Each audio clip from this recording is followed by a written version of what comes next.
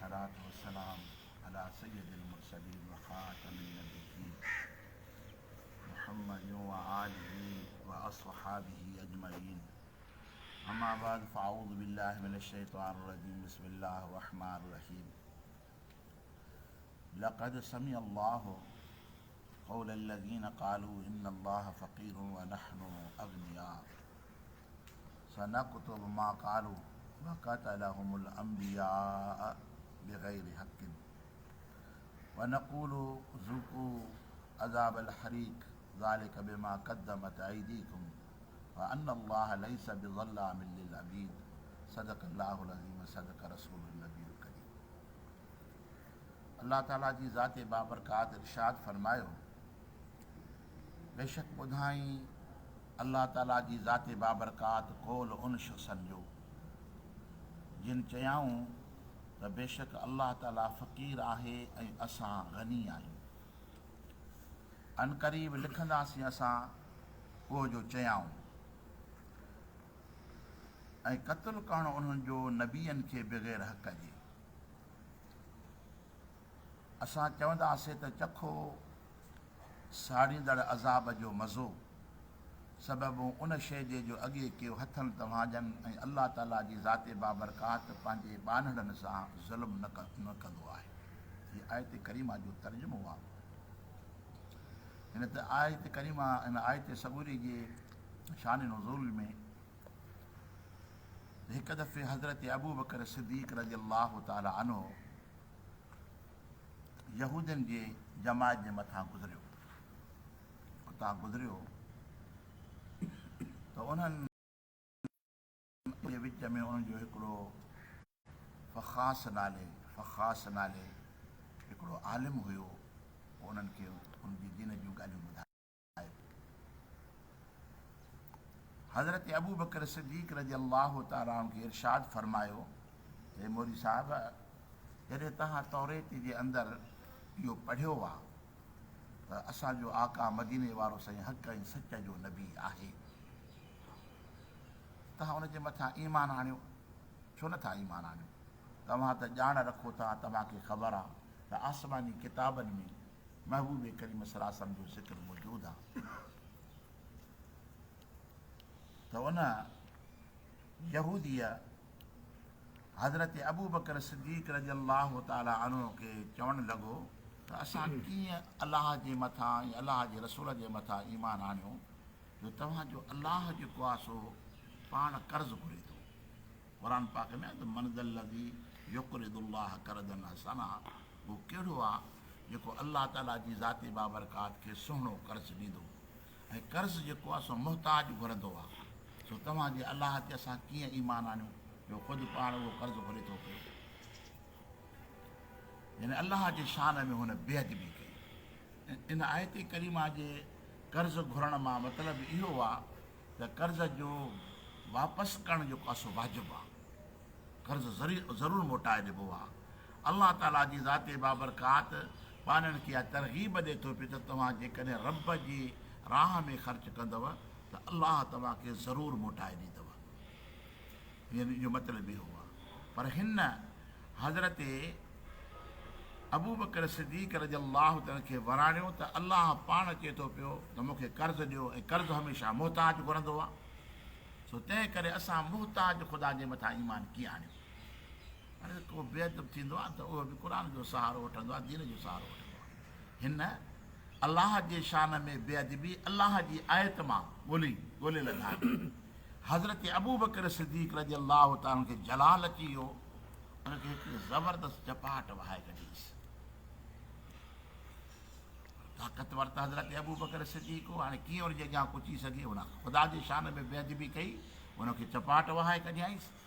उहो शख़्स रोईंदो हबीब करीम सल्लल्लाहु अलैहि वसल्लम जी बारगाह में आयो, अची अर्ज़ु कई त साईं मूंखे अबू बकर सिद्दीक़ बेगुनाह मारियो आहे।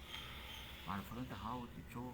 बसि ॻाल्हियुनि में मूंखे हेॾी ज़रब आई अथई, हे ॾिसो नथा केॾो मूंखे ज़ख़्म थी पियो आहे, केॾो मूंखे हुन धकु हयो आहे।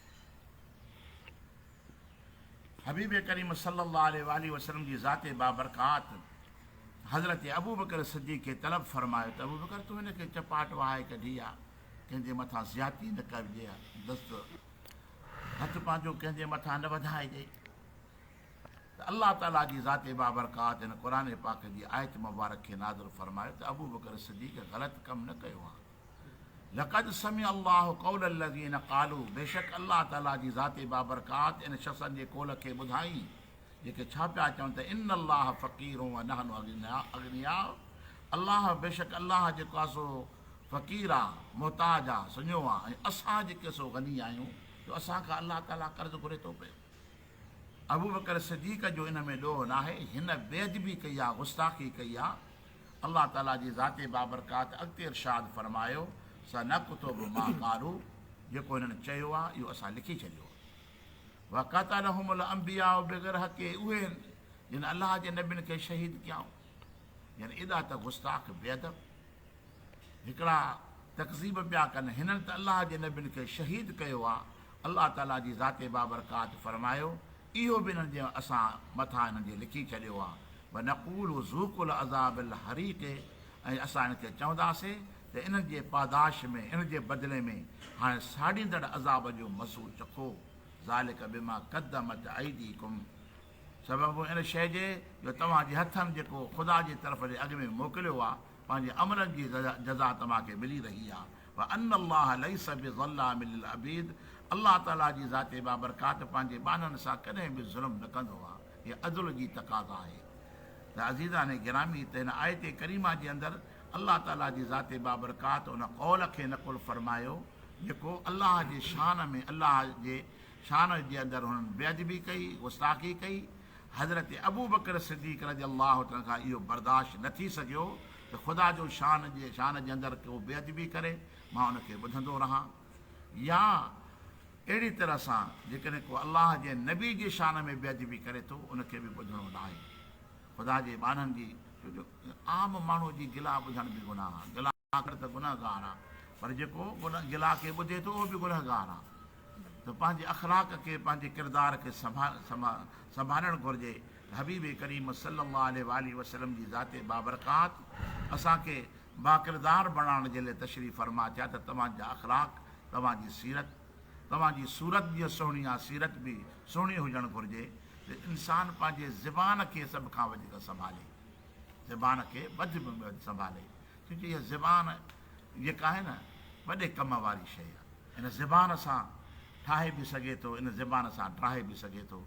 तंहिं करे हिननि जो कौल जेको सो ग़लति कौल हो, अलाह ताला जी ज़ाते बाबरकात हज़रत अबू बकर सिद्दीक़ जे हक़ में इहा आयत मुबारक नाज़िल फरमाई त अबू बकर सिद्दीक़ जो ॾोह न आहे, पर इहो पाण बेअदब आहे, गुस्ताख आहे। पोइ ॾिसो था त पढ़ियल लिखियल माण्हू, ईअं बि न पढ़ियल लिखियल माण्हू, पोइ उन्हनि में जसारत ईंदी आहे, उनजी ज़रूरत ईंदी आहे त पंहिंजी ज़बान खे ईअं हलाईंदा आहिनि। उहो सिर्फ़ु इन करे जो असां ॼाण वारा आहियूं, असांखे ख़बर आहे, असां छो बसि करे वियूं। पर ख़बरदार, इहा ज़बान जेका सो वबाल बणिजी सघे थी, अज़ाब बणिजी सघे थी।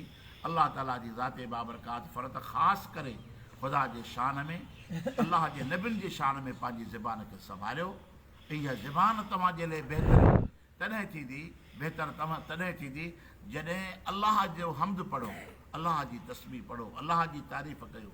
इन ज़बान सां सुहिणे महबूब करीम सल्लल्लाहु अलैहि वसल्लम जे मथां सलातो सलाम पढ़ो, अलाह ताला जे कलाम मजीद जी तिलावत कयो। त इहा ज़बान, हिन जी आयत मुबारक में आहे त इहा ज़बान जे करे जहन्नम में वेंदा, त इहा ज़बान जन्नत बि वठी ॾेई सघे थी जेकॾहिं ज़बान खे सही इस्तेमालु कजे। दुआ आहे त अलाह ताला असांखे अमल करण जी तौफ़ीक़ अता फ़रमाए। वमा तौफ़ीक़ इल्ला बिल्लाह।